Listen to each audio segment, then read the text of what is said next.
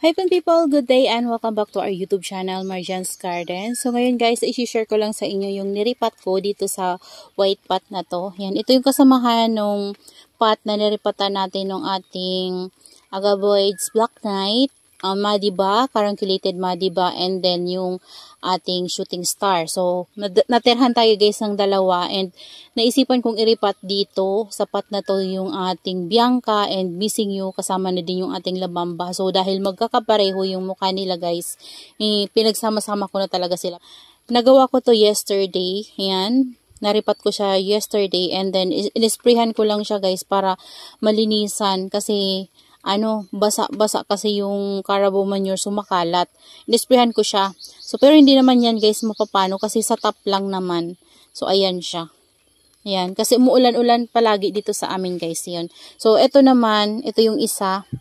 Yan, may mga nabuhay tayong mga lipro pa dyan. So yan sila. Ito yung iba dyan guys. So mga yan, mga mga Bianca yan guys.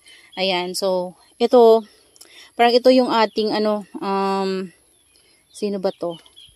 Si Labamba ata yan guys eh. Ayan, si Missing You, parang ito yun siya. Ayan, basta dito ko na sinama yung Missing You natin guys. Missing You and Bianca. So magkakapareho kasi guys yung mukha nila kaya parang wala ding difference sa kanila guys. Ayan Ayan, so ang ganda nila guys, no? Yan, nairipat ko sila dyan. Hindi ko na ipakita sa inyo kasi nagmamadali lang tayo guys. Ayan, yun yung pots nila guys, so hindi ko pa nga natatanggal. Ayan, no? Makala tayo dito, hindi pa ako naglilinis ulit kasi meron pa nga tayong gagawing repotting sa iba nating mga succulents. So saka na guys, kapag tapos na ako mag-repot ng ating mga succulents, saka ko na sila lilinisan dyan. Kasi ganun din, lilinisan ko tapos magkakalat na naman ako. So paulit-ulit lang ako sa kakawalis-walis. So ayan guys, ang ganda ng ating Missing You. Ayan yung ating Missing You. Yung isa guys, na rat. Ayan na, nandito. Nilagyan ko siya ng DE powder. Ayan.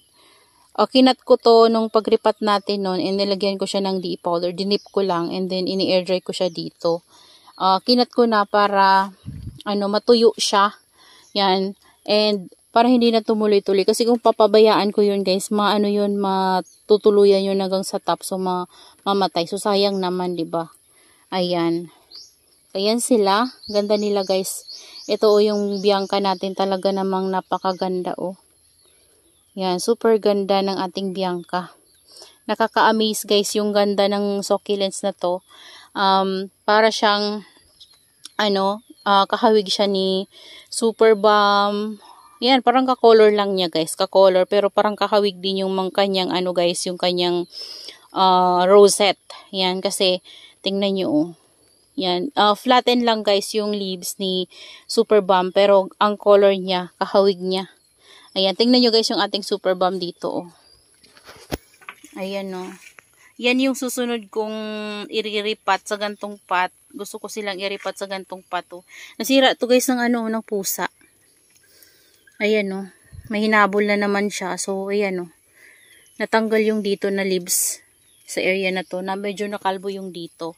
Pero yung doon talagang buong buo pa rin. So ayan kamukha nila guys, 'di ba? Kahawig ka color. Ayan yung ating Murasaki. Ayan yung isa, hindi ko pa rin tinatanggalan ng ng stick. Hayaan ko muna yung stick na yan guys. And meron ako nakikita dito na mga ants na color black. Yan yung nagdadala ng mealybug sa ating mga succulents.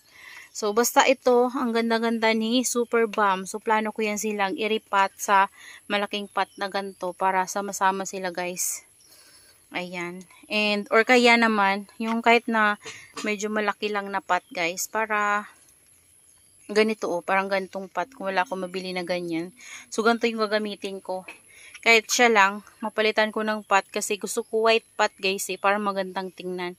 And maganda talagang iripat yung ating mga succulents sa kagaya ng mga ganyan sa mga white pot kasi kitang-kita yung ganda nila guys. So tingnan nyo naman Ayan yan yung mga gusto kong mga pot na white para kitang-kita yung ganda nila. Maganda yung white kaso dumihin nga lang guys. Pero okay na din. Ayan. So, yan guys. Share ko lang sa inyo itong ating niripat na Bianca, Echeverria Bianca, Missing You and La Bamba. So, ito yun siya guys. Meron pa nga nito guys, isa pa. Parang peach no ata yun. Kung tama ako, parang peach no. Ganito din yung mukha niya eh. So, wala akong ganun. Pero, ang ganda niya. Hindi nyo rin kasi guys masabi kung sino sa kanila talaga yung ano. Pero pwede rin kasi nagkakamali yung seller kasi, di ba magkakapareho talaga yung mukha nila. So, parang kung titingnan nyo, parang iisang ano lang naman din sila. Isang plant lang naman din sila. Ayan o. Hindi ko nga alam kung pare-pareho lang ba yan sila. And magkakaiba lang yung name na naibigay. Ayan kasi pare-pareho lang talaga yung mukha nila. Ayan o, tingnan nyo naman sila Bamba guys o. Kung titingnan nyo sa color, kapag stress sila guys, same lang naman din. Ayan, kapag hindi sila stress, ganyan parang nag-green din yung pinaka-rosette. And kapag stress din, nagaganto yung rosette nila guys. Nag-pink. Ayan. So, basa sila kasi nisprayhan ko nga kasi madungis.